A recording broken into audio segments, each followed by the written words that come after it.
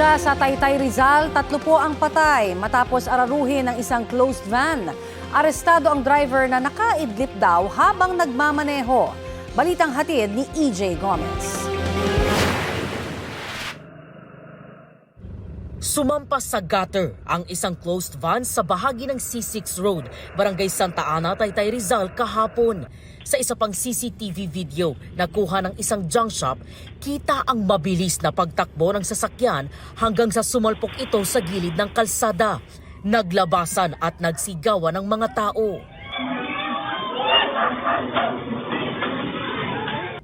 5 tao ang nabangga at nakaladkad ayon sa pulisya. 3 sa kanila namatay. Nasa ospital naman ang 2 na nagtamo ng mga sugat sa iba't ibang bahagi ng katawan. Pagdating ng ambo namin ay nakita nila na may nakahandusay na 2 lalaki sa tabi ng C6.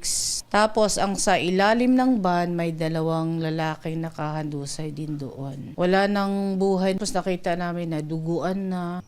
Yung 4 na biktima ay nandun sa may gutter at merong kinakalas na bagay para ibenta dun sa junk shop. At yung pang-5 biktima, nandun din sa tapat ng junk shop, pero nakaiwas siya dahil nakita niya yung truck na paparating na sobrang bilis. Damay sa insidente ang isa pong bahay at 2 katabing tindahan. Ayon sa kaanak ng isang nasawi, dito po nakaupo yung kanyang pamangkin na bigla na lang nabangga at naararo ng closed van hanggang sa makarating po sa bahaging iyon na kinatitirikan ng mga kandila. Nung narinig ko na yung kumalampag, lumabas agad ako. Kasi yung pamangkin ko, alam ko dito nakaupo. Tinakbo ko. Pag silip ko ng ganyan, wala na. Nakaladkad talaga siya, naipit. Dala talaga siya ng van. Kasama ng mga ibang tao, hindi talaga katanggap-tanggap yun. Kasi bata pa yun eh. At siya yun yung inaasahan ng nanay niya na tumutulong dun sa mga kapatid niya. Sa probinsya. Base sa investigasyon ng Taytay Police, galing Quezon City ang closed van at magdi-deliver sana ng mga produkto sa isang grocery store sa Barangay Santa Ana nang mangyari ang insidente. Pero pagdating ho doon sa lugar ng pinangyarihan, base ho sa kanya, naka-idlip siya.